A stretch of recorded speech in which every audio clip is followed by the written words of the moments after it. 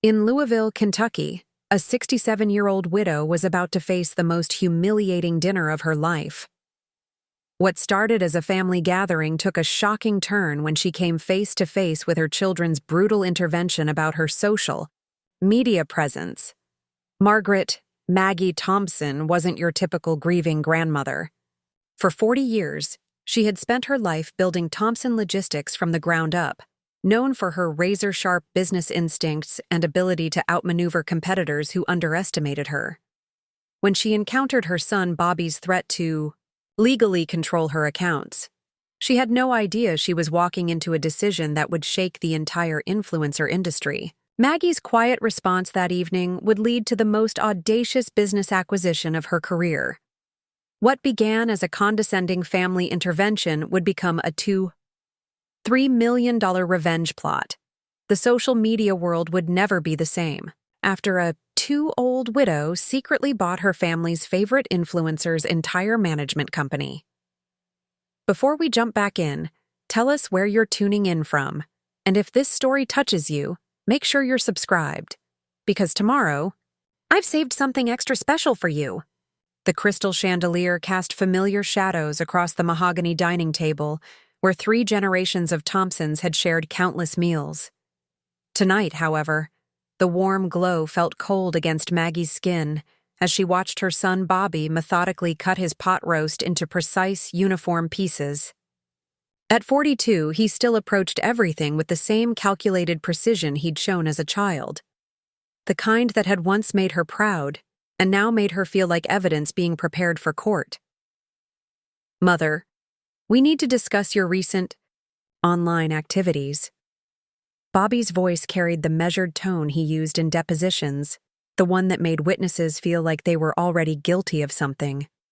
He didn't look up from his plate, but Jessica shifted uncomfortably in her chair, her manicured fingers picking at the cloth napkin in her lap. Maggie set down her fork with deliberate care. 6 months since Robert's funeral, and this was the first time both her children had come to dinner together. She'd spent the afternoon preparing their favorite foods, hoping to recapture some warmth in a house that had felt too large and too quiet since her husband's death.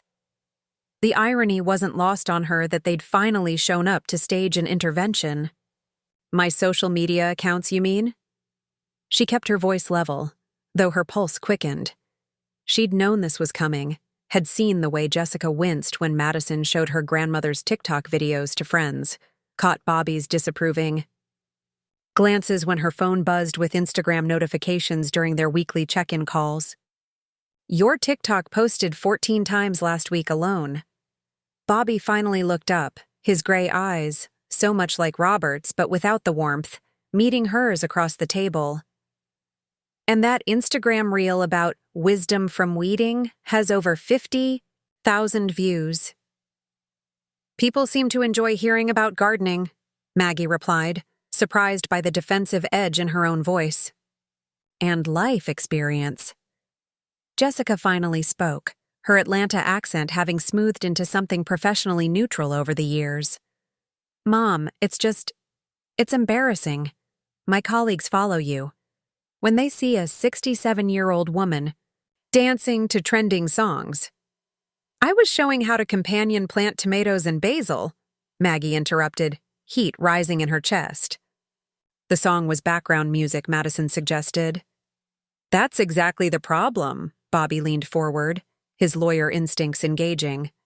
Madison is 16. You're taking social media advice from a teenager. Don't you see how that looks? The words hit like a physical blow. Maggie's hands tightened on her napkin, but she kept her expression composed, a skill learned from decades of board meetings where showing emotion was seen as weakness. How exactly does it look, Bobby? Like someone who's... Jessica fumbled for words, glancing at her brother for support. Like someone who's lost perspective. People your age don't typically engage with social media the way you do. People my age, Maggie repeated slowly. And what age is that exactly? The silence stretched until Bobby cleared his throat. You're in a vulnerable state. Grief can make people act impulsively, seek attention in unhealthy ways. Dad wouldn't want to see you making a spectacle of yourself. The mention of Robert felt like a slap. Maggie's composure cracked just enough for her children to see the flash of pain before she rebuilt her walls. Your father encouraged me to try new things. He would have loved seeing me connect with people. Through dancing videos? Jessica's voice pitched higher with incredulity. Mom, you have a master's degree in business. You built a logistics company that employed 300 people. This isn't you. Maybe you don't know who I am anymore, Maggie said quietly. The truth of it hung in the air like smoke from a dying fire. Bobby pulled out his phone, swiping with practiced efficiency. I've been monitoring your accounts for your own protection. Last month alone, you shared personal details with strangers, posted photos of your home that could compromise security, and engaged in conversations that... You've been monitoring me? The words came out sharper than Maggie intended. Someone has to. Bobby's tone suggested this was obvious. You're not thinking clearly about digital safety.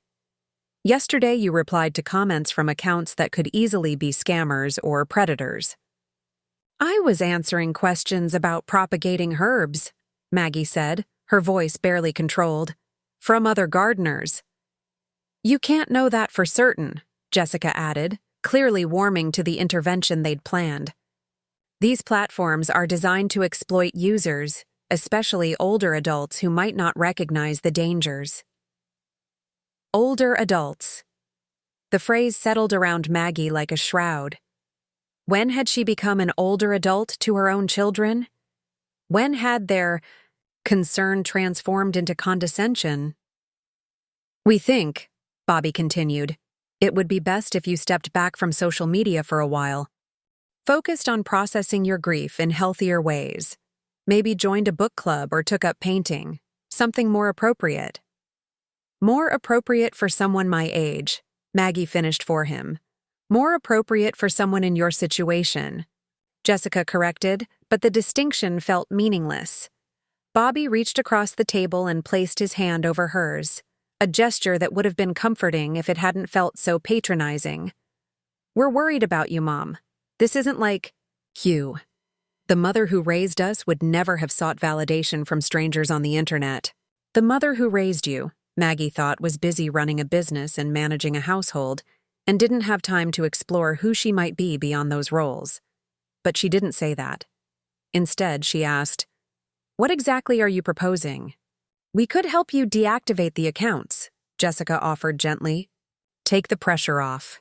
You wouldn't have to worry about managing them anymore." "For my own good," Maggie said. "Yes," Bobby nodded, missing the edge in her voice entirely. "For your own good." Maggie looked around the dining room where she'd hosted business dinners, celebrated birthdays, weathered family crises. The same room where she'd announced her engagement to Robert, where they'd planned the expansion of Thompson Logistics, where they'd toasted their children's graduations and career successes. Now those children sat across from her, discussing her as if she were a problem to be managed rather than a person to be respected. "I need to show you something," Jessica said, pulling out her own phone. "We created a family group chat to coordinate care for you after Dad died. We wanted to make sure you weren't alone too much, that someone was checking on you regularly. Care for you, as if she were an invalid rather than a woman who'd spent 40 years building and running a successful business." Jessica's fingers moved across her screen, and Maggie caught a glimpse of message timestamps stretching back months. "We've been discussing our concerns about your online presence. Look, this is from last week." She turned the phone toward Maggie, and the words hit like cold water. "Bobby, Mom posted another dancing video. This has to stop." Jessica, "My boss's wife saw it. I wanted to disappear." Bobby, "We need to intervene before this gets worse. She's making us all look ridiculous." Jessica, "Madison thinks it's iconic, but she doesn't understand how this affects the family image." Bobby, "Dad would be mortified. The last message felt like a physical blow. Maggie stared at the screen, seeing months of conversations about her life, her choices, her grief, all discussed behind her back like she was a wayward child rather than their mother. "You've been talking about me," she said, her voice barely above a whisper. "For months, making decisions about my life without including me." "We were trying to figure out how to help you," Bobby said, but his words sounded hollow now. "By mocking me. By deciding I'm an embarrassment." Maggie's composure finally cracked, tears threatening but not quite falling. "By treating me like I'm incompetent." "Mom, that's not—" Jessica started. "That's exactly what this is." Maggie stood, her chair scraping against the hardwood floor. "You see a woman posting videos about gardening and assume she's lost her mind. You see engagement and joy and decide it's inappropriate. You see your mother finding a new way to connect with the world after losing her partner of 45 years, and your first instinct is to shut it down." The silence that followed was deafening. Bobby and Jessica exchanged glances. The same look they'd shared as children when caught in some mischief, except now they were the parents, and she was the problem child. "We just want what's best for you," Jessica said finally. "What you think is best for your image," Maggie corrected. "What's convenient for you? What allows you to feel comfortable about your aging mother without actually having to understand who she's becoming?" Bobby's jaw tightened. "If you won't listen to reason, we'll have to consider other options. Power of attorney exists for situations like this." The threat hung in the air like poison gas. Maggie felt something cold and hard settle in her chest. Not hurt anymore, but something sharper, more dangerous. "Other options," she repeated. "Legal options," Bobby clarified, his lawyer mask fully in place now. "To protect you from making decisions that could harm your financial security or personal safety." Maggie nodded slowly, as if considering his words. Inside, though, a different kind of decision was crystallizing. Her children wanted to treat her like an incompetent old woman. They wanted to mock her attempts to find joy and connection in a world that had suddenly become unbearably lonely. Fine.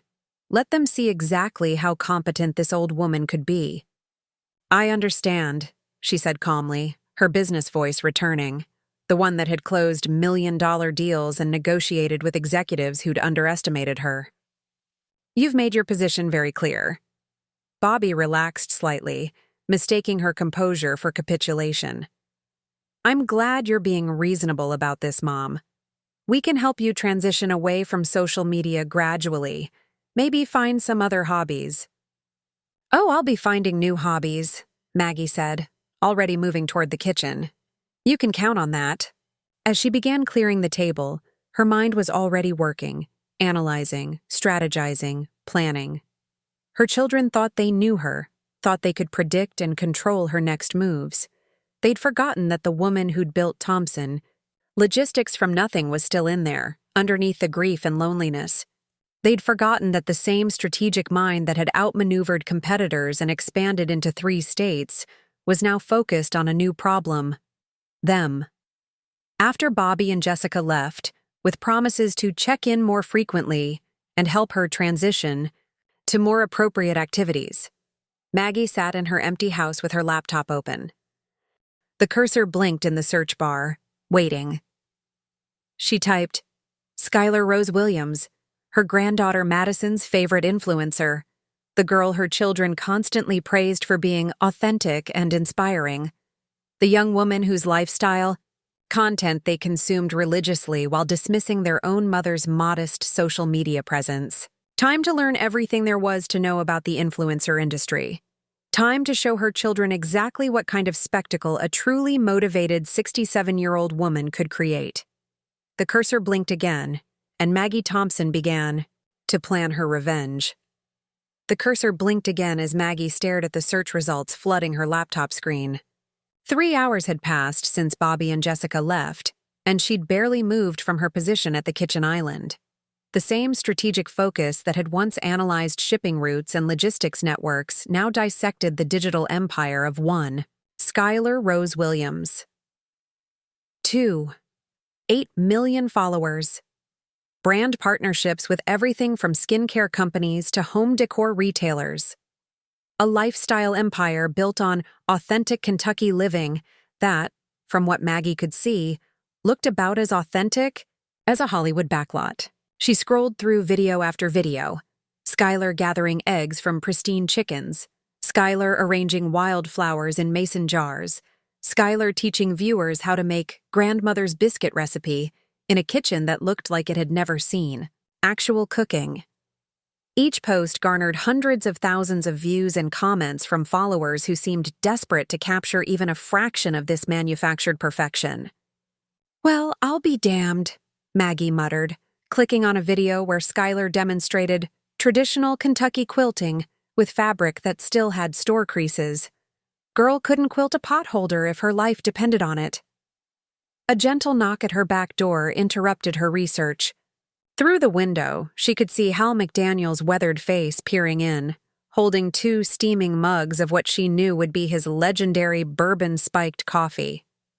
"Figured you might need some fortification after dealing with those children." "Of yours," Hal called through the glass. "Saw their cars in your driveway earlier. Didn't look like a celebration." Maggie let him in, grateful for the interruption and the company. At 72, Hal had the kind of Kentucky wisdom that came from decades of watching people make the same mistakes over and over again. He'd been her neighbor for 15 years, but it was only after Robert's death that she'd discovered his surprising fluency with modern technology. "They want me to quit social media," Maggie said, accepting the mug and inhaling the rich aroma. "Think I'm embarrassing the family."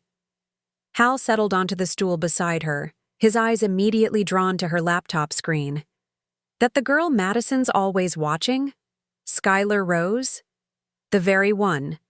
Apparently she's the gold standard for appropriate social media use. Maggie's voice carried a bite that made Hal raise his eyebrows. "Appropriate," he repeated, studying the frozen image of Skylar holding a basket of impossibly perfect vegetables. "You know, I used to work radio back in the day. Had to spot the difference between genuine and manufactured content every day. This girl?" He gestured at the screen. "She's putting on a show." "That's what I thought too." Maggie clicked to another video. "Look at this. She's teaching people how to preserve vegetables, but those green beans have never seen a garden. They're store-bought, probably picked yesterday." Hal leaned closer, his radio-trained ear catching something else. "Audio's too clean, too. She's got professional equipment, probably a whole crew just out of frame. This isn't some farm girl sharing family wisdom. This is a business." Something clicked in Maggie's mind. "A business," she repeated slowly. "Every business has a structure. Financial backers, management." "Now you're thinking like the logistics queen I remember?" Hal grinned. "Want to see what's really behind the curtain?" For the next hour, Hal guided her through the deeper layers of social media analytics. He showed her how to track engagement rates, identify sponsored content, and most importantly, how to research the business entities behind influencer brands. "See here?" Hal pointed to a small line of text at the bottom of one of Skylar's posts. "Managed by Rose Management Company. That's your real target." Maggie pulled up a new search window, her fingers moving across the keyboard with increasing confidence. Within minutes, she had the basics. Rose Management Company, founded 3 years ago by Marcus Johnson, representing a roster of 12 influencers with Skylar as their flagship talent.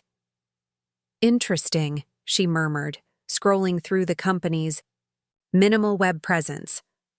"They're trying very hard to stay invisible." "The good ones always do," Hal said.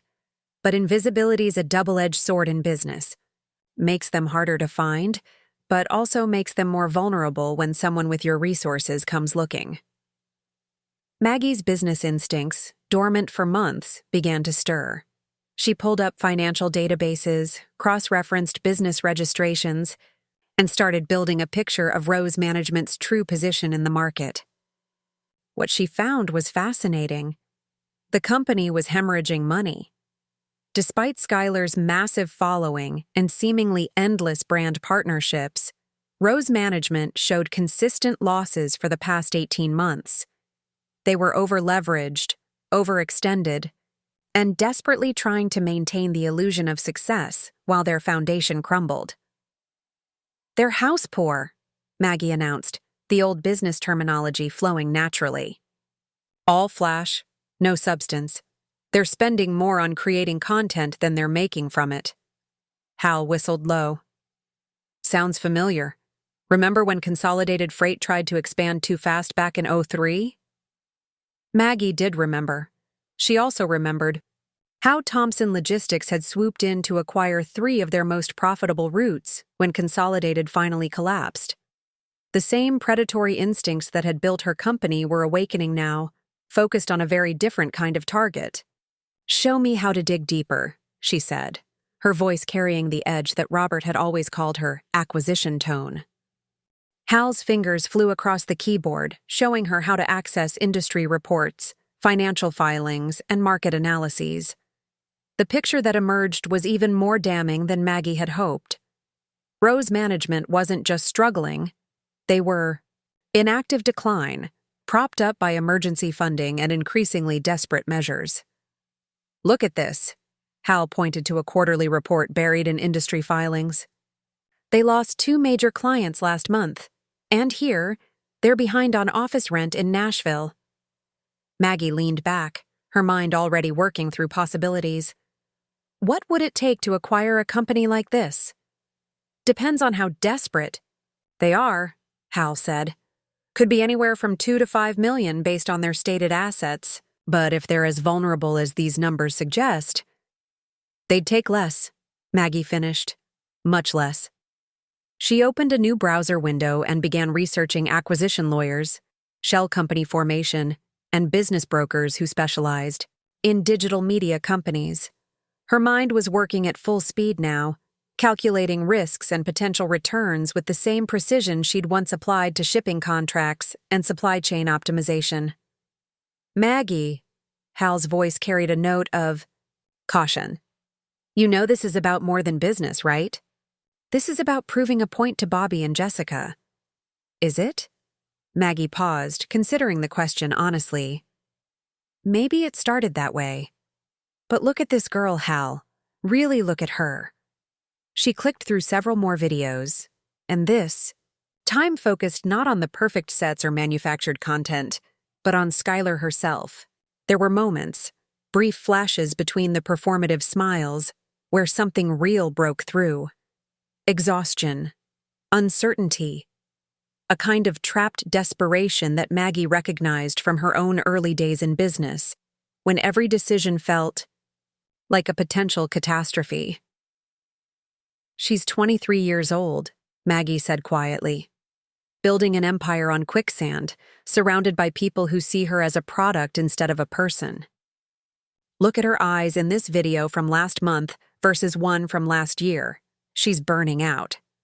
Hal studied the images Maggie had pulled up side by side. The difference was subtle but unmistakable. The spark in Skylar's eyes had dimmed, replaced by something that looked dangerously close to despair. "You thinking about rescue or revenge?" he asked. "Maybe both," Maggie admitted. "My children think I'm too old to understand their world, too irrelevant to have an opinion that matters. They want to manage me like I'm some confused elderly woman who can't be trusted with a smartphone." She turned back to her laptop, pulling up Rose Management's contact information. What if I showed them exactly what this confused elderly woman is capable of? What if I bought their precious influencer's entire company and proved that I understand their digital world better than they do? Hal was quiet for a long moment, sipping his coffee and watching Maggie's face. "You know there's no going back from something like this. You buy that company, you're not just making a point. You're starting a war." "Good," Maggie said, her voice carrying a steel that hadn't been there since Robert's death. "I'm tired of being dismissed. I'm tired of being managed.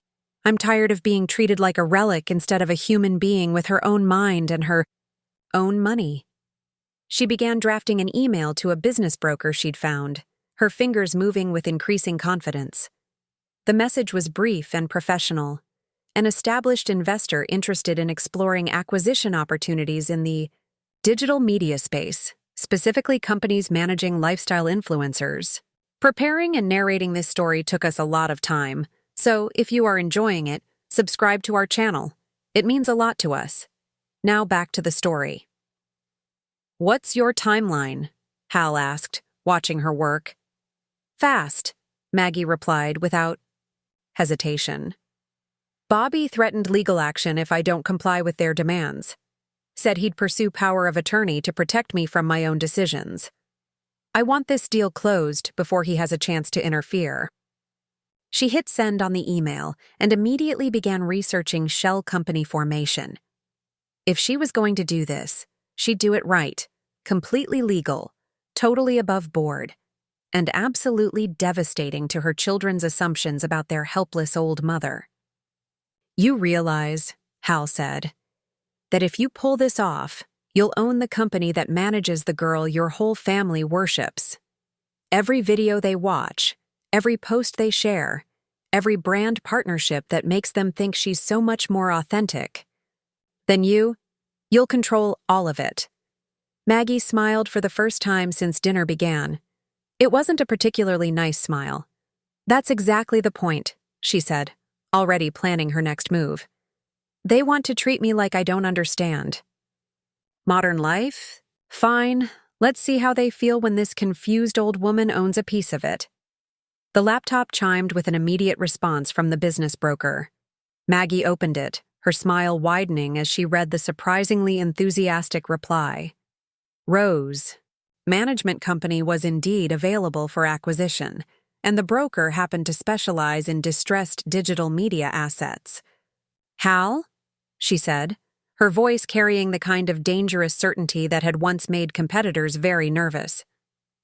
"I think it's time this family learned exactly who they're dealing with."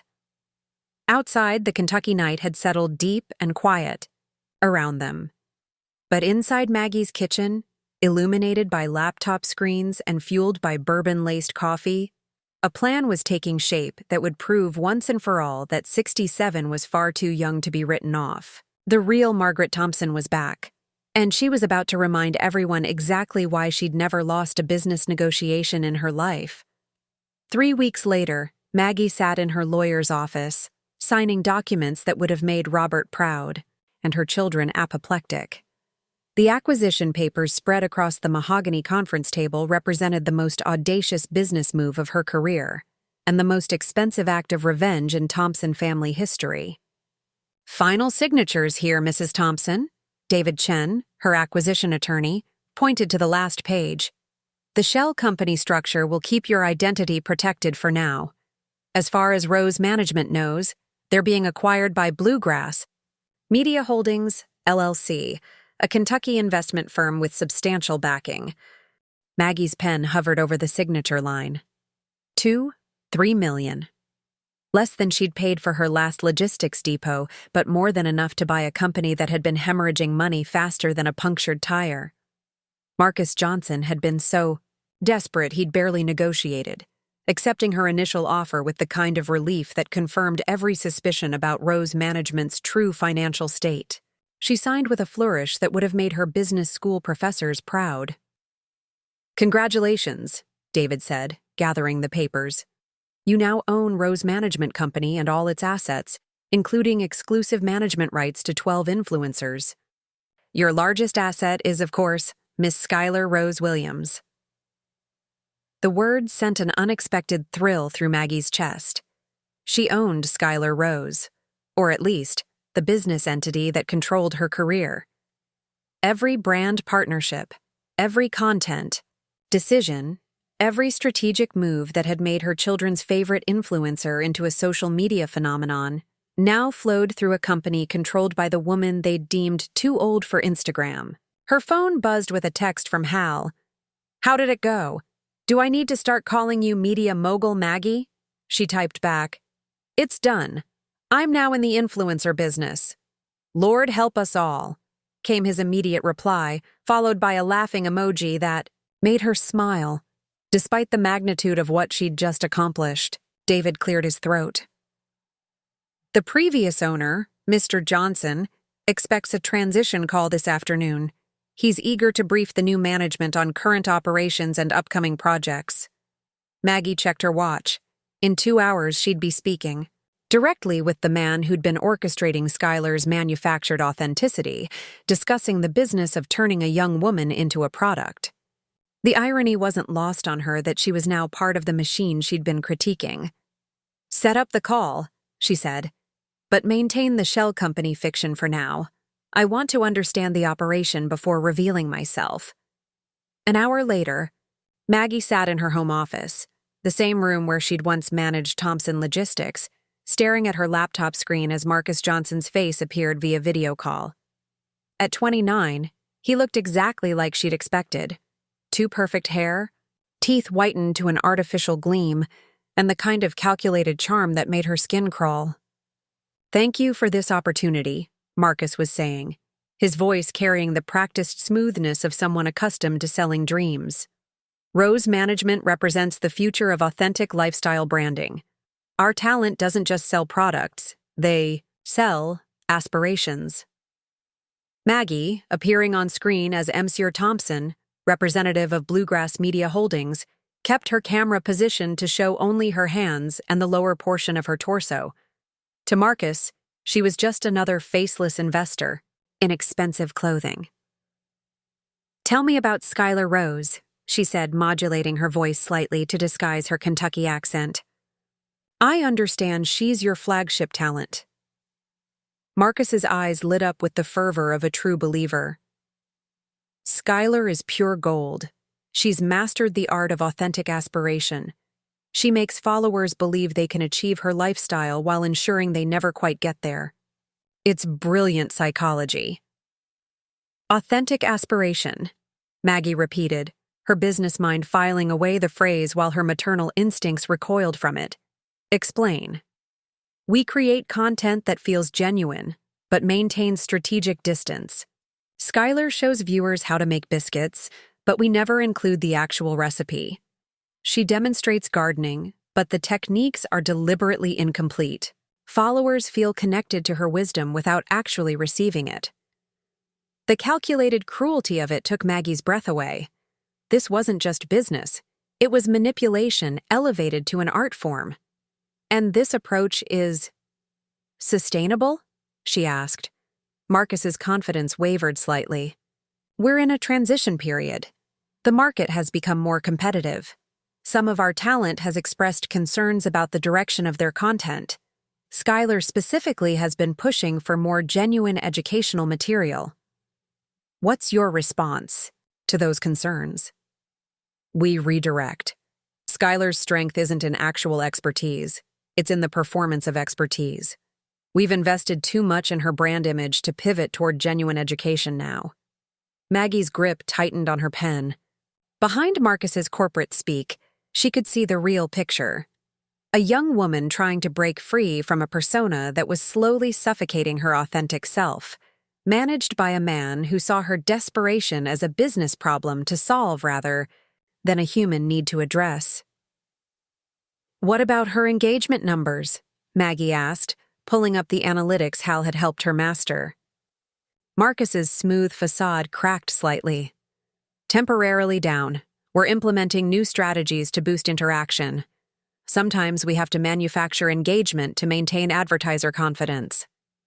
Manufacture engagement? Bot networks? Purchased? Comments? Strategic follower acquisition. Standard industry practice. The appearance of authentic engagement is often more valuable than actual authentic engagement.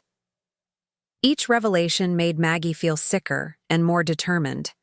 This wasn't just about revenge against her children anymore. It was about rescuing. Someone trapped in a system designed to exploit her while maintaining the illusion of empowerment.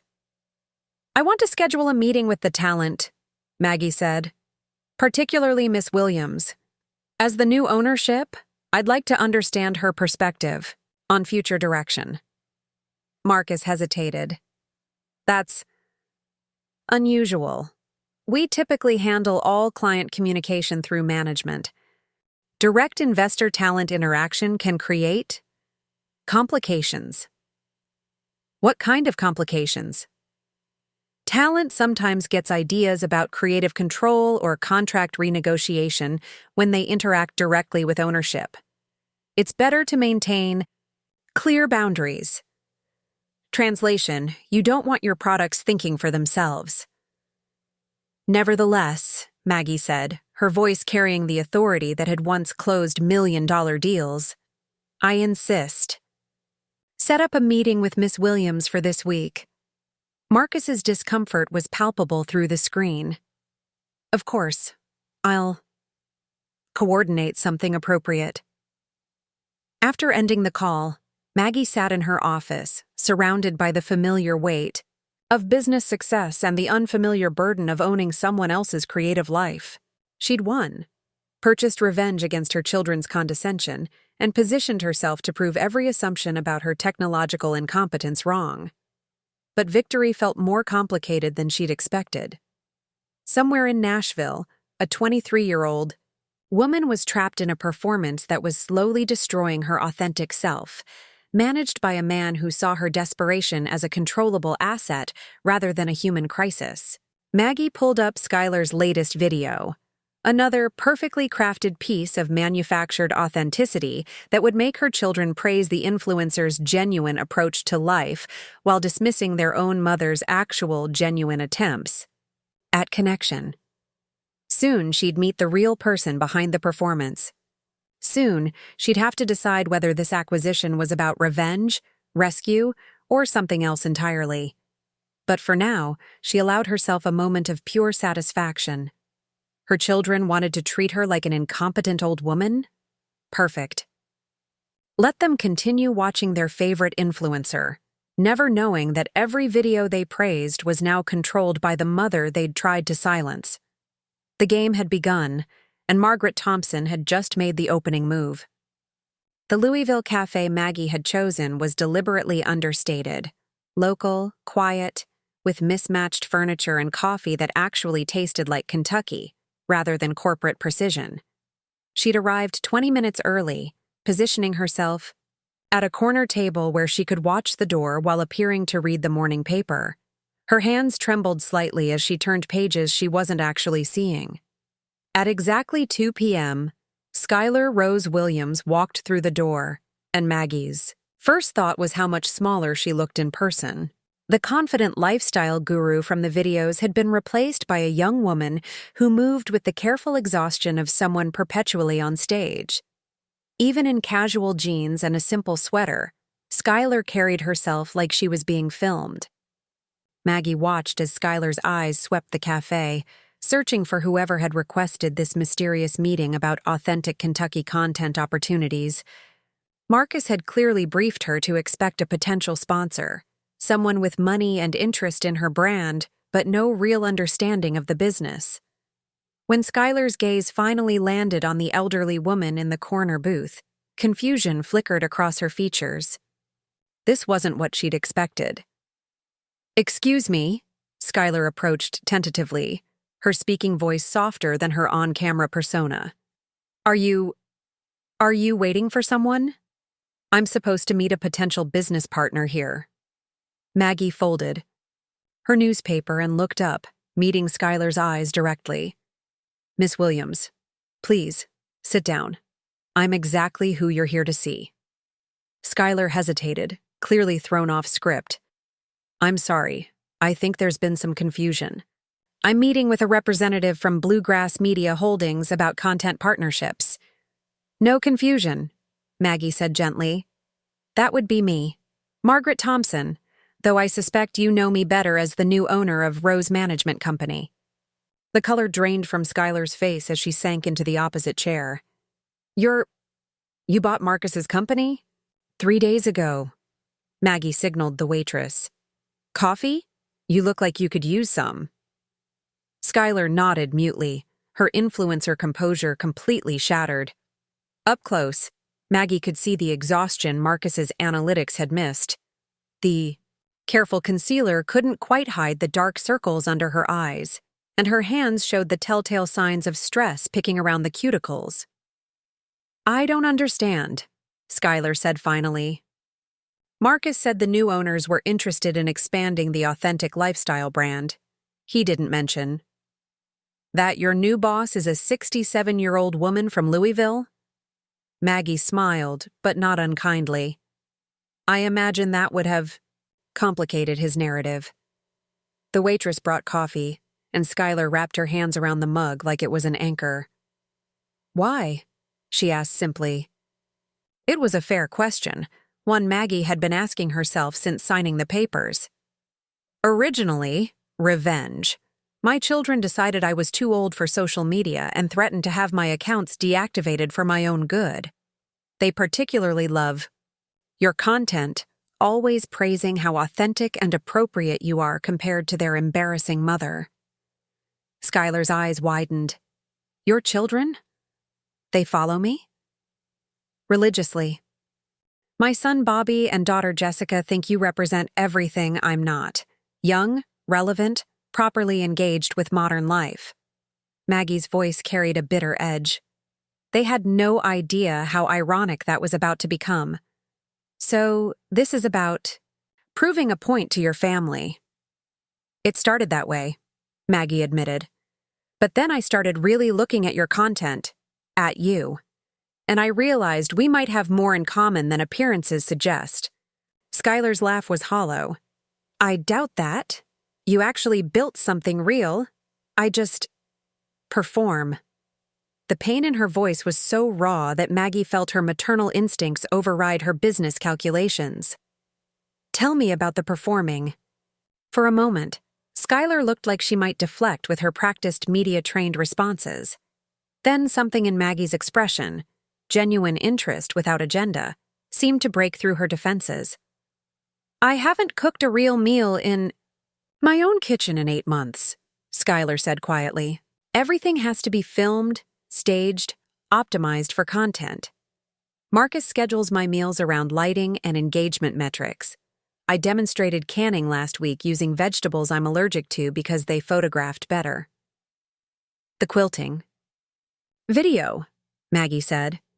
"You'd never touched a needle before filming, had you?" Skylar's cheeks flushed. "How did you know?" 40 years of business taught me to spot the difference between competence and performance. Also, my grandmother actually taught me to quilt. You were holding the needle like it might bite you. Marcus said authenticity was about feeling real, not being real. That viewers wanted the idea of traditional skills, not actual education. Skylar's voice grew smaller. "I used to garden with my grandmother too before. This. Now I can't even remember what tomatoes are supposed to taste like because every meal is catered and styled." Maggie reached across the table and covered Skylar's hand with her own. The gesture seemed to surprise them both. "What do you want, Skylar? Not what Marcus wants? Not what your contracts require? Not what tests well with focus groups? What do you want?" The question hung between them like a bridge neither was sure could hold their weight. Skylar stared at their joined hands, tears threatening to spill over. "I want to teach people things that actually help them," she said finally. "Real recipes that work. Garden advice that grows actual vegetables. Stories that mean something instead of just selling something." "Then let's do that." Skylar looked up sharply. "Marcus would never." "Marcus works for me now," Maggie said firmly. "And I'm more interested in authentic authenticity than authentic performance. But the brand, the algorithms, the engagement metrics are all things that can be rebuilt around genuine content instead of manufactured aspiration." Maggie's business mind was already working through possibilities. What if we started over? What if we created content that actually served your audience instead of manipulating them? Skylar's expression shifted between hope and disbelief. "You'd really do that?" Risk the revenue streams, the brand partnerships? Honey, I didn't buy your company to make money. I bought it to prove a point. But maybe we can prove a different point than I originally intended. What point is that? Maggie smiled, and this time it reached her eyes. That real wisdom and authentic connection might actually be more valuable than performance and manipulation. That two women from different generations might understand each other better than either of their families understand them. Skylar was quiet for a long moment, studying Maggie's face as if trying to determine whether this was another elaborate performance. You're serious. You actually want to change how we do everything. I'm serious about giving you the chance to be who you actually are instead of who Marcus thinks sells better, Maggie said. The question is, are you brave enough to find out who that person is? For the first time since entering the cafe, Skylar's smile looked genuine. My grandmother always said the bravest thing you can do is tell the truth, especially when it's inconvenient. Smart woman. I think we're going to get along just fine. As they sat in the quiet cafe, two women separated by 4 decades but united by their exhaustion with other people's expectations, something new began to take shape between them. Not the business relationship Marcus had orchestrated, not the family dynamics that had driven Maggie to this point, but something unexpected and potentially revolutionary. A partnership based on the radical idea that authenticity might actually be authentic. Outside, Louisville hummed with its usual afternoon energy, unaware that inside a small cafe, the future of one of social media's biggest empires was being quietly rewritten by a revenge-seeking grandmother and a burned-out influencer, who had just discovered they both wanted the same impossible thing: the truth. 2 weeks after their cafe meeting, Maggie's kitchen had been transformed into something that would have horrified Marcus Johnson. Gone were the pristine staged surfaces that had defined Skylar's content for years. Instead, flour dusted the mere countertops, genuine herbs grew in mismatched pots on the windowsill, and the air carried the honest scent of bread that had actually been kneaded by hand. The secret, Maggie was saying as Skylar's camera captured their work, isn't in the measurements. It's in listening to the dough. My mother taught me this recipe during the Depression, when precision was a luxury we couldn't afford. Skylar, her hands buried in the sticky mass of what would become tomorrow's breakfast biscuits, looked more alive than she had in any video from the past year. No perfect lighting, no scripted dialogue, just two women sharing knowledge that had been passed down through generations of Kentucky kitchens. Feel how it's fighting you right now? Maggie continued, watching Skylar struggle with the resistant dough. That means it needs more flour. Trust your hands, not the recipe. The comment section of their live stream was exploding with engagement, unlike anything Skylar had seen in months. Real questions about technique, grateful comments from viewers, attempting the recipe alongside them, stories from other women about their own grandmother's wisdom. The algorithm might not have known what to do with this unpolished authenticity, but the audience certainly did. This is the content I've been craving, wrote a Kentucky Roots 47.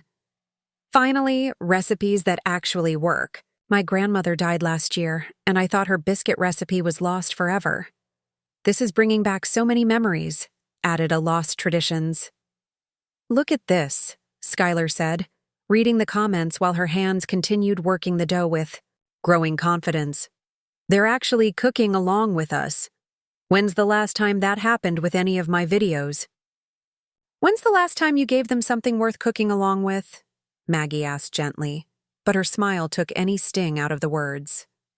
It had taken 3 days of careful negotiation to convince Marcus to approve this new content direction. 3 days of Maggie exercising her owner's authority while maintaining the fiction that she was simply a very opinionated representative of Bluegrass Media Holdings. Marcus had protested every element: the uncontrolled lighting, the focus on actual instruction over aspirational aesthetics, the complete abandonment of product placement opportunities. The engagement will suffer, he'd warned during their video conference. This isn't what her audience expects. Then maybe it's time to give them something better than what they expect, Maggie had replied, her business voice brooking no argument.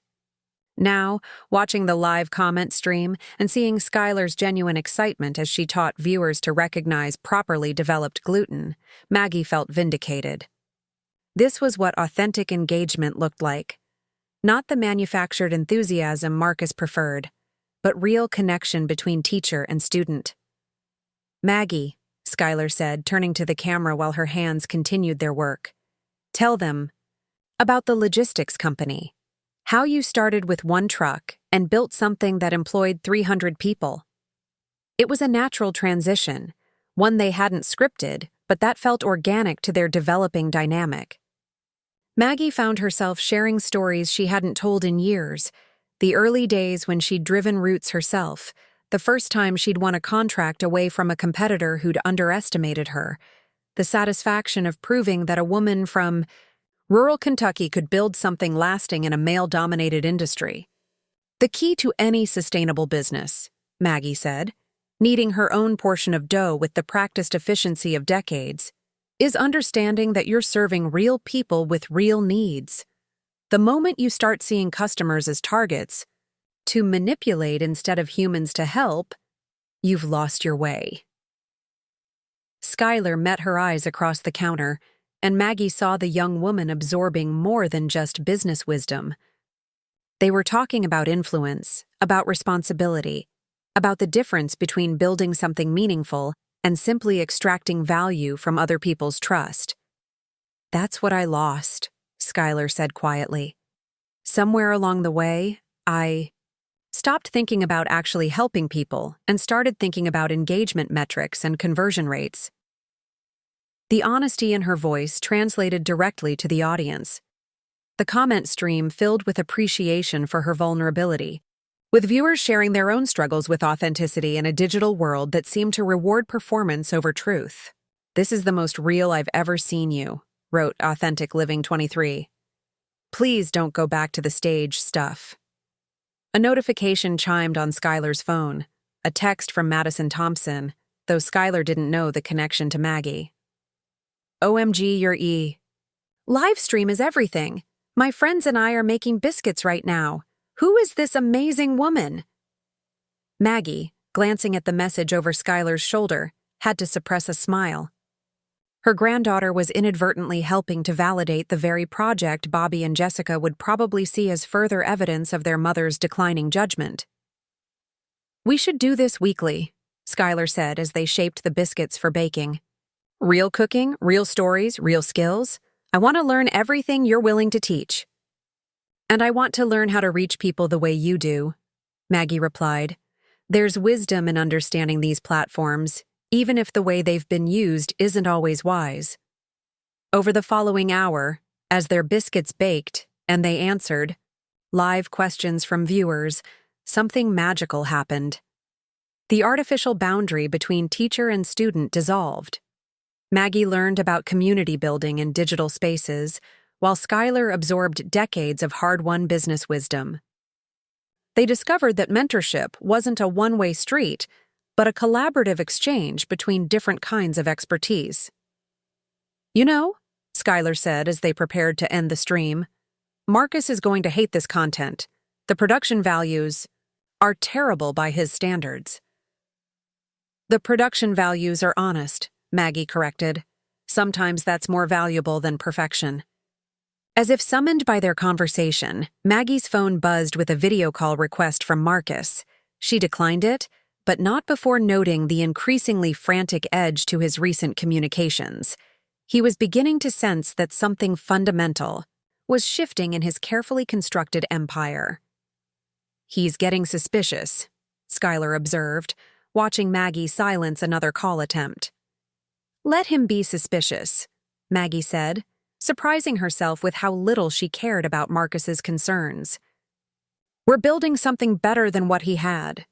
The live stream ended with over 12,000 viewers, engagement rates that dwarfed Skylar's recent content, and a comment section full of people expressing genuine gratitude for authentic instruction.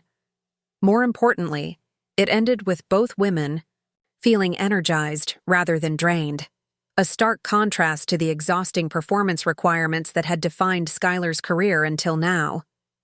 As they cleaned flour from the countertops and packaged biscuits for Skylar to take home, Maggie felt something she hadn't experienced since Robert's death. Purpose. Not the hollow satisfaction of revenge, but the deep fulfillment of meaningful work shared with someone who understood its value. "Same time next week?" Skylar asked, already planning their next collaboration. "Wouldn't miss it," Maggie replied, already looking forward to what they might build together. Outside, the Kentucky evening settled around them, and somewhere in Nashville, Marcus Johnson was about to discover that his most valuable asset had just become something he could no longer control. The revolution was beginning, one authentic conversation at a time. Marcus Johnson's fingers drummed against his Nashville office desk as he stared at the analytics that made no sense. Skylar's engagement was up 40%, her follower growth had accelerated, and brand inquiries were flooding in, all metrics that should have made him ecstatic. Instead, they filled him with a growing dread that his carefully constructed empire was slipping beyond his control. The problem wasn't the numbers. The problem was that he had no idea what was driving them. For 3 weeks, Skylar had been producing content that violated every principle he'd spent years perfecting. Unscripted conversations, actual cooking, instruction, stories that served the audience instead of manipulating them. Worst of all, she was collaborating with some unknown woman who seemed to have more influence over his star client than he did. His phone buzzed with another declined call from Bluegrass Media Holdings. The mysterious new owners had been increasingly unavailable, responding to his reports with terse emails that suggested they were more interested in Skylar's creative satisfaction than revenue optimization. It was maddening. Marcus pulled up, Skylar's latest livestream, watching for the dozenth time as she and the unnamed older woman demonstrated bread making with the kind of authentic chemistry that couldn't be manufactured. The comment section was filled with genuine enthusiasm, viewers sharing their own family recipes and stories. It was everything he'd trained Skylar to avoid, real connection instead of aspirational distance. His door opened without warning, and his assistant's worried face appeared. "Mr. Johnson, there's an investigator here to see you. Says it's about one of your clients." The man who entered wore the rumpled efficiency of someone who dealt in information rather than image. Private investigator Ray Chen, no relation to Maggie's lawyer, carried a tablet and the kind of patient certainty that made Marcus's stomach clench. "Mr. Johnson, I'm working for the Thompson family regarding some unusual business activities involving their mother, Margaret Thompson. I believe she may be connected to your recent ownership change." Marcus's blood went cold. "I'm not sure what you mean. Our new owners are Bluegrass Media Holdings, a Kentucky investment firm." Ray pulled up documents on his tablet. Bluegrass Media Holdings was incorporated 3 weeks ago by the law firm of Chen & Associates, acting on behalf of a private client. That client is Margaret Thompson, age 67, widow of Robert Thompson, founder of Thompson Logistics. The name meant nothing to Marcus, but the implications were devastating. His new boss wasn't a faceless investment group. It was an elderly woman with a personal agenda. Suddenly, the strange content direction and Skylar's mysterious mentor took on a sinister new meaning. "What does this woman want with Rose Management?" Marcus asked, his voice tight. "That's what her children are trying to determine. They're concerned she's being taken advantage of or making impulsive decisions while grieving. They've asked me to investigate any unusual financial activities." Marcus's mind raced through possibilities, each worse than the last. Was this some elaborate con targeting vulnerable elderly investors? Was Skylar somehow involved in manipulating a grieving widow? Or was something else entirely happening here? "I need to make some calls," Marcus said, his voice carrying the kind of controlled panic that preceded desperate measures. 2 hours later, He was driving toward Louisville with a plan that felt increasingly reckless as Kentucky farmland blurred past his windshield. If Margaret Thompson was being manipulated, he'd position himself as her protector. If she was the manipulator, he'd expose whatever game she was playing. Either way, he'd regain control of the situation before it destroyed everything he'd built. Meanwhile, in Atlanta, Jessica Thompson Miller sat in her corner office, staring at the investigator's preliminary report. Her mother had liquidated $3 million in assets and purchased a company that managed social media influencers. The same mother they'd interventioned about inappropriate online behavior had secretly become a player in the very industry they'd accused her of not understanding. "Bobby!" she said into her phone, her voice shaking with a mixture of anger and disbelief. "We need to talk. Now." Her brother's response was immediate and predictable. "I'll contact the lawyers. This proves she's not competent to manage her own affairs. We can use this acquisition as evidence of diminished capacity." "What if she's not incompetent?" Jessica asked quietly. "What if she's just really angry at us?" The silence that followed was telling. Neither sibling wanted to consider that their mother's actions might be calculated rather than confused, revenge rather than regression. In her Louisville home, Maggie was blissfully unaware of the storm gathering around her. She was reviewing footage from her latest collaboration with Skylar, planning their next project, when her doorbell rang. Through the window, she saw a young man in an expensive suit, too young to be a salesman, too dressed up to be delivering packages. "Mrs. Thompson? My name is Marcus Johnson. I manage Skylar Rose Williams, and I believe we need to discuss your recent business acquisition." The moment she'd been dreading had arrived. Marcus had connected the dots between Bluegrass Media Holdings and Margaret Thompson, between the mysterious mentor and the company's new owner.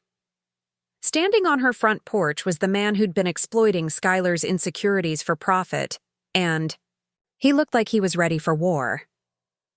"Mr. Johnson," Maggie said, not inviting him in, "what brings you to Louisville?" "I think you know exactly what brings me here," Marcus replied, his charm replaced by something harder. "I'm curious about your interest in my company, and your relationship with my client." "Your former company," Maggie corrected. "And Skylar is my client now." Marcus's eyes narrowed. "Is she? Because from where I stand, it looks like you're taking advantage of a young woman's trust and an elderly widow's grief to play out some kind of personal fantasy." The accusation hit exactly where he'd intended, but Maggie's business instincts kicked in before her emotions could betray her. This was a negotiation, not a conversation, and Marcus had just revealed his strategy: paint her as either a victim or a predator, leaving no room for the possibility that she was simply a competent woman making informed decisions. "That's an interesting theory," Maggie said calmly. "Would you like to share your evidence? Or are you just hoping I'll confess to crimes you've imagined?" Marcus pulled out his phone, showing her photos he'd clearly taken while following her. "I know you've been meeting with Skylar regularly. I know you've been influencing her content decisions. What I don't know is whether you're running a con, or if you genuinely believe you're helping her." Maggie studied the images, herself and Skylar leaving the cafe, entering her house, working in the kitchen. The violation of privacy should have angered her, but instead, she felt a cold satisfaction. Marcus was desperate enough to resort to surveillance, which meant her plan was working better than she'd hoped. "There's a third possibility you haven't considered," she said, meeting his eyes directly. "That I bought your company because I could, and I'm working with Skylar because we both want to build something better than the exploitative system you created." "You're 67 years old," Marcus said, his professional mask slipping to reveal genuine contempt. "You don't understand this industry, this generation, or what Skylar actually needs. You're playing with things that could destroy her career." "Maybe her career needed destroying," Maggie replied. "Maybe what you built wasn't worth preserving." Marcus's face flushed with anger. and Maggie saw the real man beneath the corporate polish, someone who'd built his identity around controlling others and couldn't tolerate losing that control. "This isn't over," he said, turning to leave. "Skylar will see what you really are eventually, and when she does, I'll be there to help her rebuild what you've destroyed." As his car disappeared down her street, Maggie realized that her quiet revenge had evolved into something much more complicated. She wasn't just fighting her children's condescension anymore. She was in a battle for Skylar's future, with Marcus, as an opponent who had nothing left to lose. Her phone buzzed with a text from Skylar. "Marcus just called. He's coming to see you. I'm worried about what he might do. Too late for warnings, but not too late for strategy." Maggie typed back, "It's time to decide whose side you're really on. This is about to get very complicated." The confrontation Maggie had been avoiding erupted in her living room on a Thursday evening that had started peacefully enough. She'd been reviewing analytics with Skylar. Their latest cooking video had broken engagement records, when the doorbell's sharp ring shattered the comfortable quiet. Through the window, she saw Bobby's Mercedes parked behind Jessica's BMW, their chrome bumpers gleaming like armor in her driveway. Behind them sat a car she didn't recognize, which meant they'd brought reinforcements. "Stay calm," Skylar whispered, her hand finding Maggie's arm. "We knew this was coming." But knowing and experiencing were different things. When Maggie opened the door, she faced not just her children's disappointed faces, but Marcus Johnson's triumphant smirk, and a woman, with a recording device who could only be the investigative journalist Sarah Mitchell. "Hello, Mother," Bobby said, his lawyer voice clipped and professional. "We need to discuss your recent business activities. And we need to discuss what you're doing to this young woman," Jessica added, her gaze fixed on Skylar with a mixture of concern and accusation. Marcus stepped forward, clearly having positioned himself as the children's ally. "Mrs. Thompson, I've explained to your family how you've been manipulating my client for your own emotional needs, using your position as company owner to exploit a vulnerable young person." "Vulnerable?" Skylar's voice cut through the accusation like a blade. She stood from the couch, and Maggie was struck by how much stronger she looked than the exhausted girl who'd walked into that cafe weeks ago. "I'm standing right here. Maybe you should ask me who's been exploiting whom." Bobby barely glanced at her. "Miss Williams, we understand you may feel obligated to defend my mother's actions, but we're concerned she's taken advantage of your professional relationship for personal validation." "Professional relationship?" Skylar's laugh held, an edge that made everyone pause.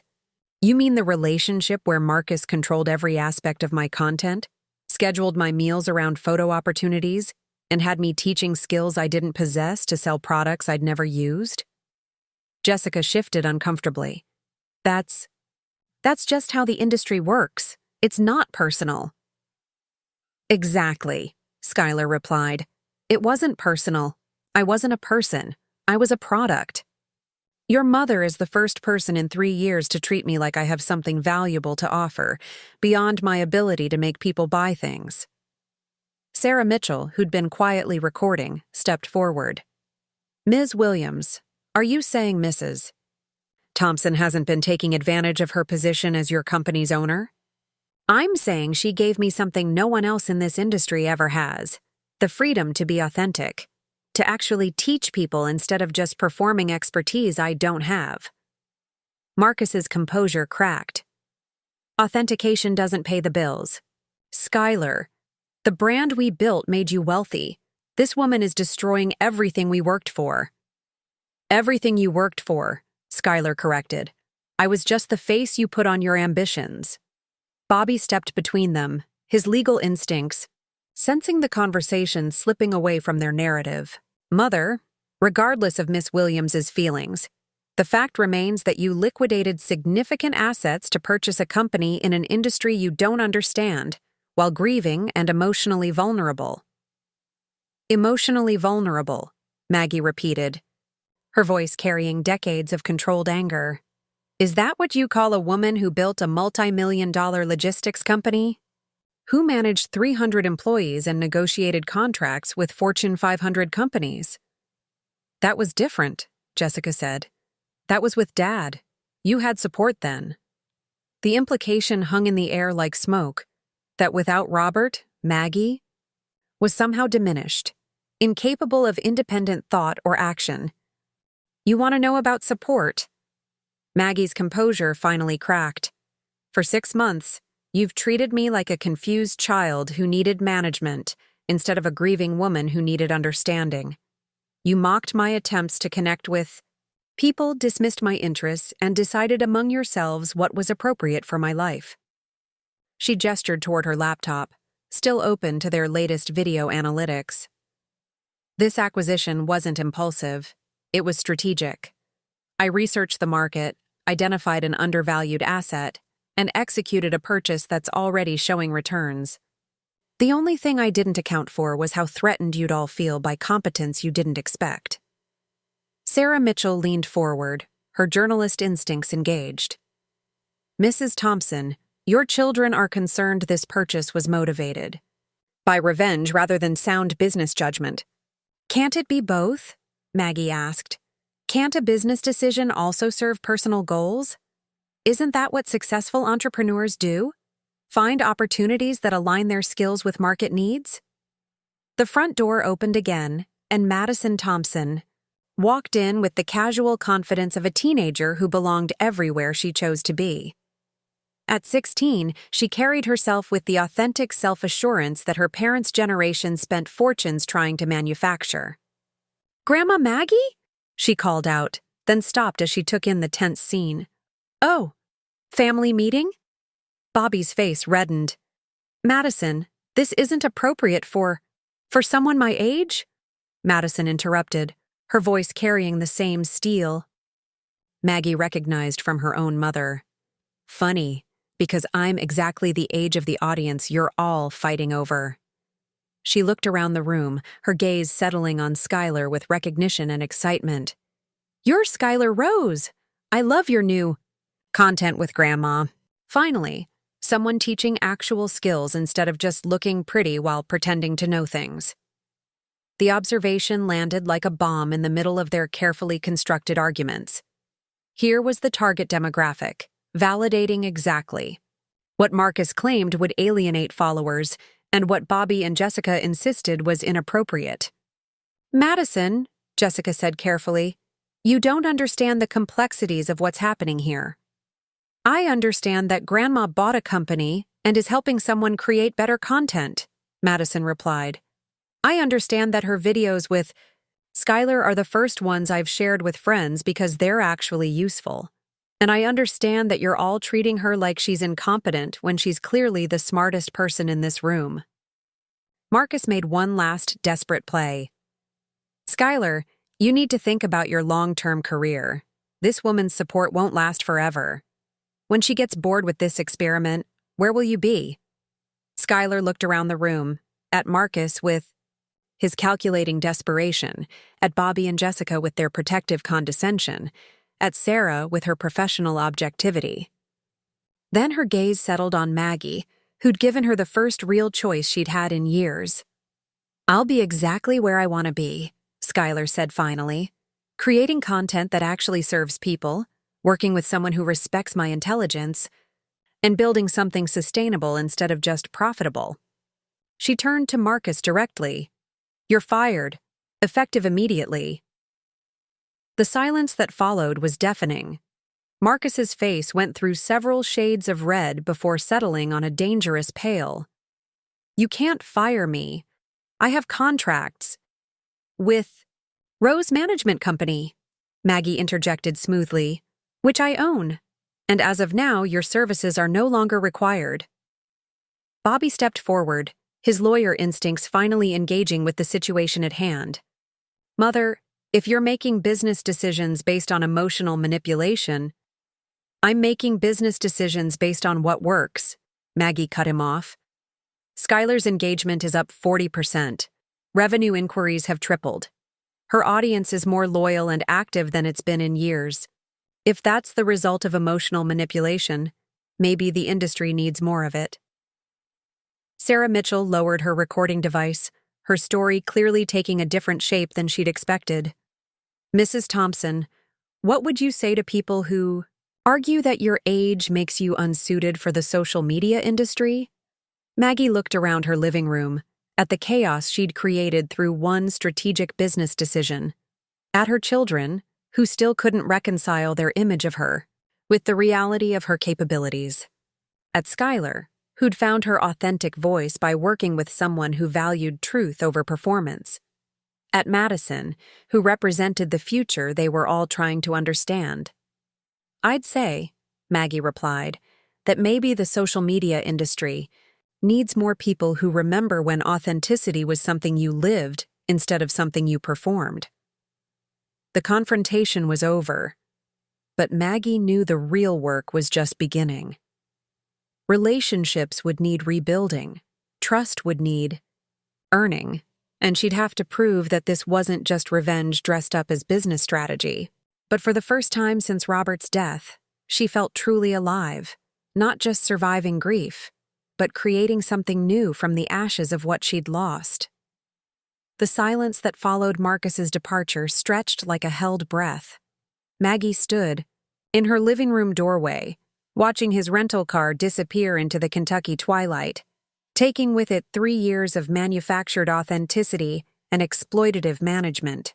Behind her, the aftermath of the confrontation settled into an uncomfortable quiet that no one seemed ready to break. Bobby was the first to speak, his lawyer's training helping him navigate the wreckage of his assumptions. "Mother, I need to understand what just happened here." "What happened?" Maggie said, not turning around. "Is that I made a business decision, executed it successfully, and watched a young woman reclaim control of her own life. The same thing that happened when I built Thompson Logistics, just in a different industry." Jessica sank into the armchair where Robert used to read his evening paper, her marketing executive composure finally cracking. "But why didn't you tell us? Why did it have to be this? This elaborate scheme?" Maggie finally turned to face her children, and the pain in her eyes made them both flinch. "Because you never asked what I wanted. You decided what was appropriate for a woman my age and tried to manage me into compliance. When did I become someone whose choices needed your approval?" The question hung between them like a bridge none of them knew how to cross. Skylar, still present but clearly feeling like an intruder in a family moment, started toward the door. "Stay," Maggie said quietly. "You're part of this now, whether they like it or not." Sarah Mitchell, who'd been observing the family dynamics with professional fascination, cleared her throat. "Mrs. Thompson, I came here expecting to write a story about elderly exploitation or family dysfunction. Instead, I'm seeing something much more complex.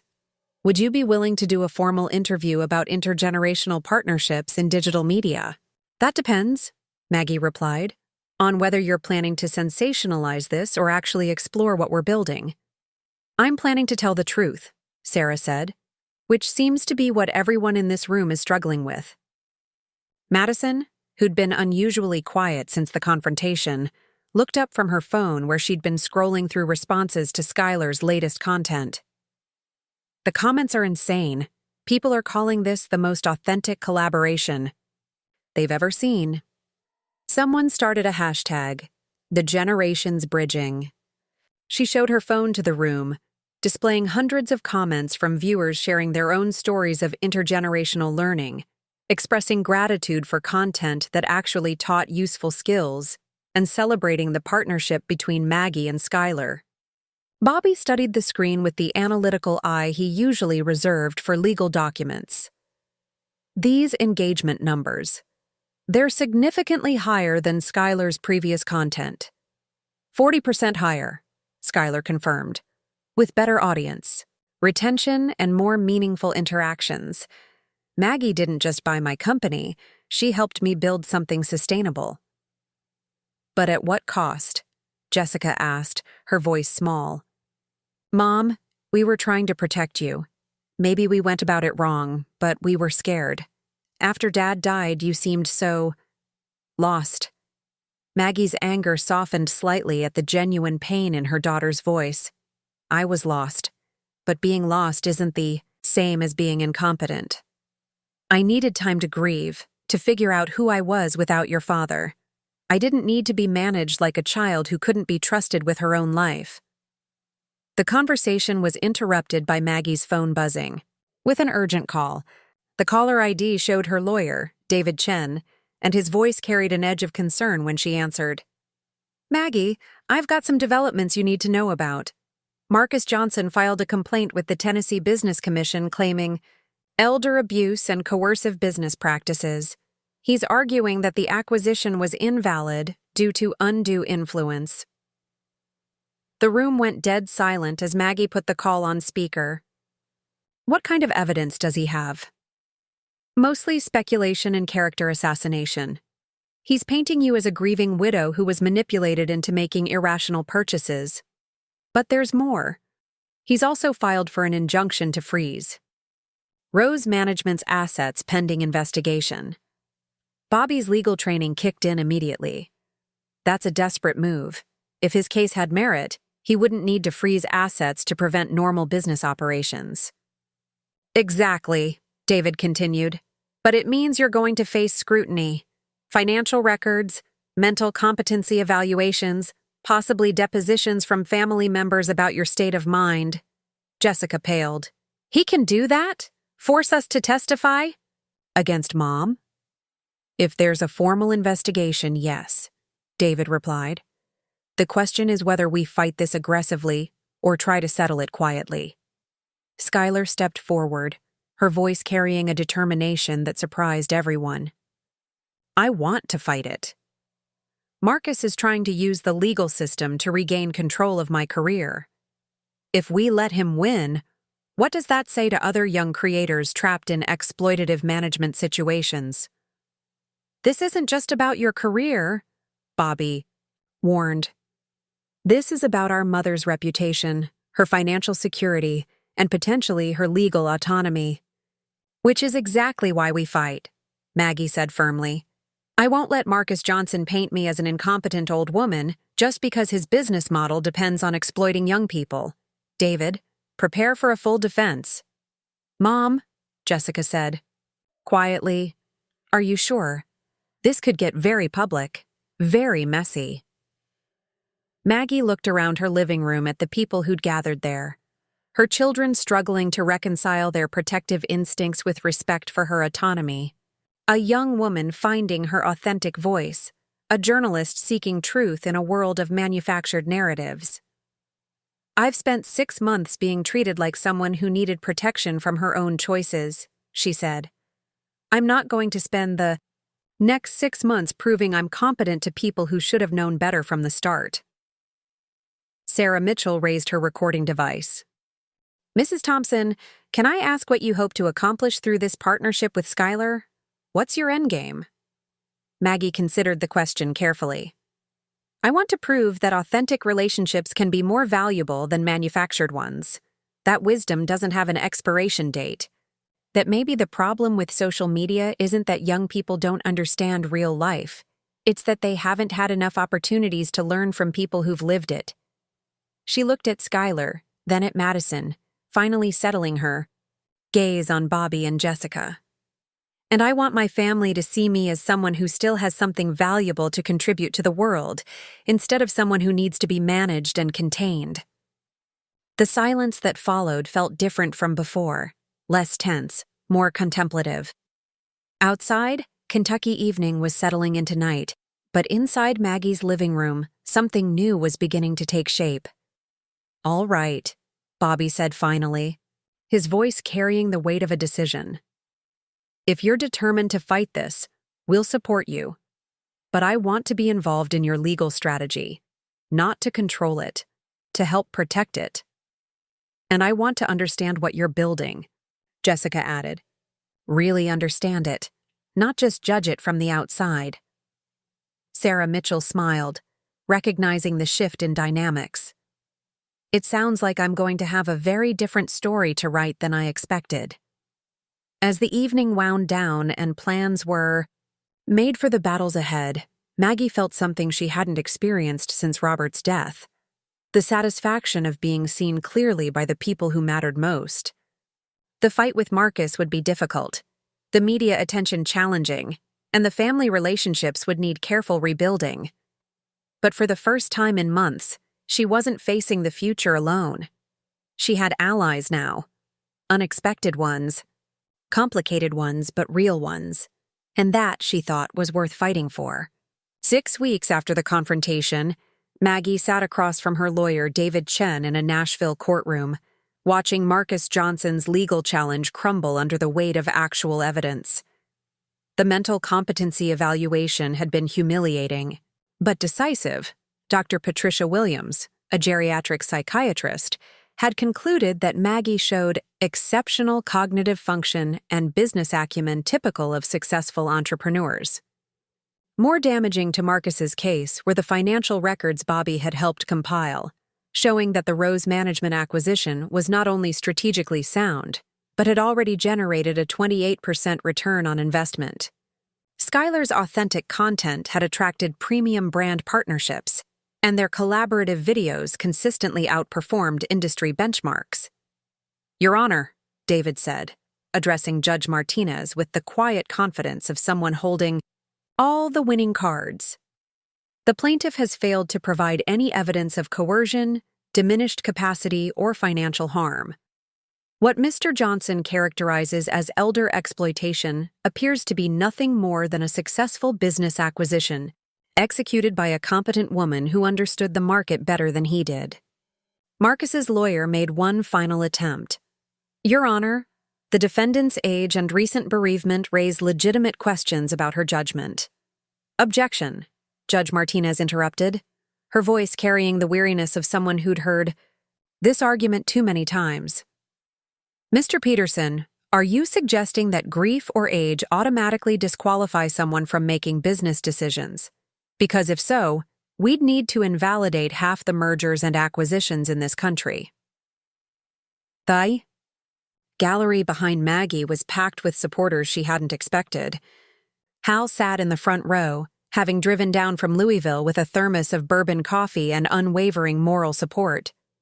Sarah Mitchell was there with her photographer, documenting what had become a landmark case about ageism in business. Most surprisingly, the back rows were filled with young content creators who'd followed the story online and saw it as a battle for authentic expression against exploitative management. When the judge dismissed Marcus's petition with prejudice, meaning he couldn't refile, the courtroom erupted in quiet celebration. But Maggie's greatest satisfaction came from watching Skylar's face light up with genuine relief. The young woman had spent weeks worrying that her career might be destroyed by legal proceedings, that standing up for authenticity would cost her everything she'd built. "It's over," Skylar whispered, gripping Maggie's hand as they stood. "We actually won." "We survived," Maggie corrected gently. "Now the real work begins." Outside the courthouse, Sarah Mitchell conducted impromptu interviews with supporters who'd gathered to hear the verdict. The story had evolved far beyond its original scope, becoming a cultural touchstone about generational cooperation and the courage required to choose authenticity over profit. "Mrs. Thompson," Sarah asked, microphone extended, "what's next for your partnership with Skylar?" Maggie looked at the young woman standing beside her, then at Bobby and Jessica, who'd driven down from Louisville to show their support. "We're restructuring Rose Management as an equal partnership. Skylar will have full creative control and 50% ownership. I'll remain as business advisor and, hopefully, occasional collaborator." The announcement surprised everyone, including Skylar, whose eyes widened with shock and gratitude. "Maggie, you don't have to—" "I want to," Maggie interrupted. "This was never about owning your career. It was about giving you the freedom to own it yourself." The legal restructuring took place the following week in David Chen's office, with documents that formalized what had already become an emotional reality. Skylar Rose Williams and Margaret Thompson were now equal partners in a company dedicated to authentic content creation and ethical influencer management. The new Rose Management, David explained as they signed papers, will specialize in partnerships that prioritize creator autonomy and audience service over pure profit maximization. You're essentially inventing a new business model. We're returning to an old one, Maggie corrected. The idea that businesses should create value for everyone involved, not just extract it. Their first official act as partners was hiring Elena Rodriguez, a former marketing executive who'd left the corporate world to focus on ethical brand partnerships. Their second was establishing a mentorship program that paired experienced professionals with young creators, preventing the kind of exploitation Marcus had normalized. The family healing happened more gradually. Bobby had thrown himself into understanding the influencer industry with the same intensity he brought to legal research, discovering that his mother's business instincts had identified trends that major corporations were just beginning to recognize. "I owe you an apology," he said during one of their restructured family dinners, now held monthly and focused on conversation rather than intervention. "I assumed your grief had clouded your judgment when actually it had clarified your values." Jessica's transformation was more dramatic. Inspired by watching her mother and Skylar build something meaningful, she'd started questioning her own marketing career and its focus on manipulation over genuine value. "I've been thinking about authenticity in my own work," she admitted. "About whether I'm building things that actually help people or just things that sell well." Madison, who'd become something of a celebrity at school for her grandmother's social media empire, summed up the family's evolution perfectly. "It's like you all forgot Grandma was awesome until she had to prove it by buying someone's company. Why did it take something that dramatic for you to remember who she is?" The question hung in the air like a gentle reproach, highlighting how easy it had been to reduce a complex person to simple stereotypes about age and capability. Sarah Mitchell's article, published in The Atlantic with the headline, "The Grandmother, Who Disrupted Social Media by Actually Being Social," became one of the year's most shared pieces about technology, aging, and authentic relationships. It sparked conversations about ageism in tech, the value of intergenerational collaboration, and the possibility of building social media platforms that served communities rather than exploiting them. But for Maggie, the real measure of success came in smaller moments. Skylar teaching her about TikTok algorithm optimization while learning to can tomatoes from her grandmother's actual recipe. Bobby calling to ask her opinion on a complex business case, treating her as a consultant rather than someone who needed protection. Jessica visiting on weekends, not to check on her mother's welfare, but to brainstorm ideas for more ethical marketing approaches. The partnership thrived. Their collaborative content consistently outperformed traditional influencer material, proving that audiences were hungry for genuine expertise and real relationships. Brand partnerships multiplied, but only with companies that aligned with their values of education and authenticity. More importantly, they'd inspired other creators to demand better treatment from management companies and audiences, to expect more substantial content from the influencers they followed. As autumn settled over Kentucky, Maggie reflected on the unexpected journey that had begun with her children's well-meaning intervention. What started as revenge had become something more valuable, proof that wisdom doesn't expire, that authentic relationships can drive business success, and that sometimes the most radical thing you can do is refuse to accept other people's limitations on your potential. The revolution would continue, one genuine conversation at a time. 6 months after the courthouse victory, Maggie's kitchen had become something neither she nor Robert could have imagined during their 45 years of marriage. What had once been a private sanctuary for family meals now served as the backdrop for a digital empire built on radical authenticity. Professional lighting hung discreetly from the ceiling beams, but the flour-dusted counters and mismatched herb pots remained defiantly genuine. "Today we're making my great-grandmother's Depression-era soup," Skylar was saying to the camera, her voice carrying the confidence of someone who'd finally found her authentic self. Not because it's trendy or photogenic, but because it fed a family of 7 for under 50 cents, and the techniques still work when times get tough. Maggie, now a regular co-host rather than hidden mentor, smiled as she watched Skylar demonstrate knife skills that had taken months to develop. The young woman had committed herself to actually learning the traditional techniques she taught, spending hours with Maggie and other Kentucky women who'd agreed to share their knowledge on camera. The secret, Maggie added, dicing onions with practiced efficiency, is understanding that cooking is about nourishment, not performance. Everything else follows from that. The comment section of their live stream filled with responses that still amazed Maggie. Viewers sharing their own family recipes, asking genuine questions about technique, expressing gratitude for content that actually served their daily lives rather than selling them dreams of impossible perfection. Finally learned to make bread. That doesn't suck thanks to you two, wrote Our Real Life Cooking 23. My kids actually request homemade now instead of store-bought. Been following since episode 1. Lost 30 pounds just by cooking real food instead of processed stuff. This partnership changed my life, added authentic eating. Bobby, who'd surprised everyone by becoming the business's unofficial legal counsel, appeared in the kitchen doorway with a tablet full of quarterly reports. At 42, he'd learned to appreciate metrics that measured impact rather than just profit. We've got the numbers for Q4, he announced, unable to hide his amazement even after months of success. Revenue up 340% from Marcus's final quarter. More importantly, audience retention is at 94%, unheard of in the industry. What about the mentorship program? Skylar asked, never pausing in her soup preparation. Their initiative to pair experienced professionals with young creators had expanded beyond their wildest expectations. 47 active partnerships.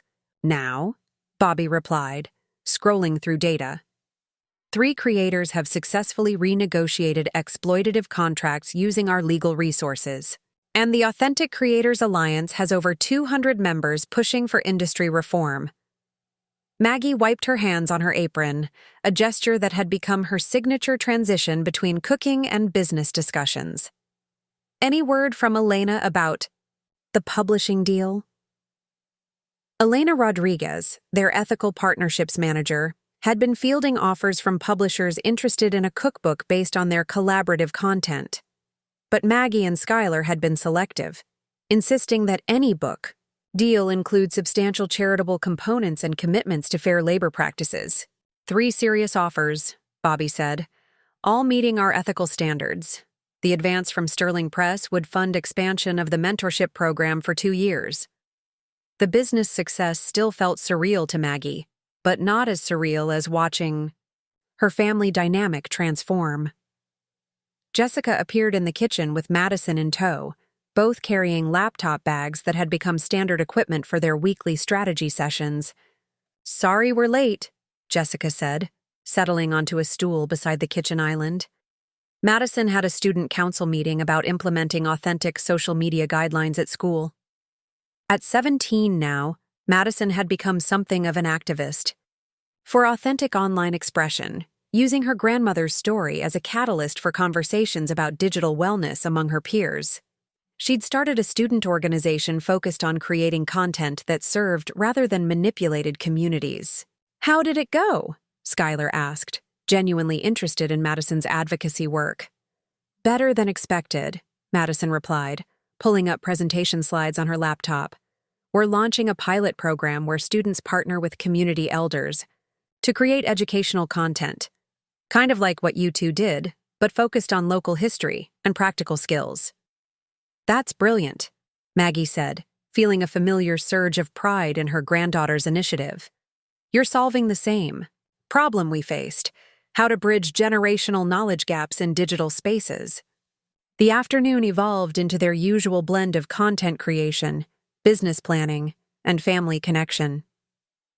Hal arrived with his customary bourbon coffee, now a regular fixture in their weekly recordings.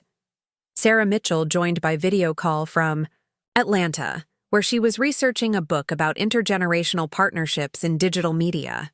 The ripple effects keep expanding, Sarah reported, her face filling the laptop screen they'd propped on the counter. I'm tracking 12 other cross-generational content partnerships that cite your collaboration as inspiration, plus 3 academic studies about authentic influence in social media marketing. And the legal precedents? Jessica asked, her marketing background helping her understand the broader implications. Bobby's contract template for ethical creator management has been adopted by 4 agencies, Sarah continued. Marcus's case getting dismissed with prejudice established important protections against age-based competency challenges in business contexts. As evening approached and their impromptu strategy session wound down, Maggie found herself reflecting on the journey that had brought them to this moment. What began as wounded pride and a desire for revenge had evolved into something none of them had anticipated. A sustainable business model that proved authenticity could be more profitable than manipulation. That intergenerational collaboration could drive innovation, and that family relationships could survive and even thrive through honest confrontation. You know, she said as they cleaned up from both cooking and planning. Robert would have loved seeing this kitchen become a business headquarters. He would have loved seeing you become yourself again, Jessica said quietly, the words carrying months of hard-won understanding. That evening, after everyone had gone home and the professional equipment had been put away, Maggie sat in her living room with a cup of tea and her laptop, scrolling through messages from viewers whose lives had been touched by their content. Stories of families reconnecting through shared cooking projects, young people learning traditional skills, older adults discovering they had valuable knowledge to share. The metrics were impressive, but these personal connections were what made the work meaningful. Her phone buzzed with a text from Skylar. Thank you for saving my career by helping me remember who I actually am. Maggie typed back, thank you for reminding me that 67 isn't too old to start something new. Outside her windows, Kentucky night settled around the house where 3 generations had learned to see each other clearly. Inside, illuminated by the gentle glow of success measured in more than profit, Margaret Thompson planned tomorrow's content while feeling grateful for a life that had surprised her with its capacity for reinvention. The revolution was ongoing, one authentic conversation at a time, and it was beautiful. Up next, you've got 2 more standout stories right on your screen. If this one hit the mark, you won't want to pass these up. Just click and check them out. And don't forget to subscribe and turn on the notification bell so you don't miss any upload from us.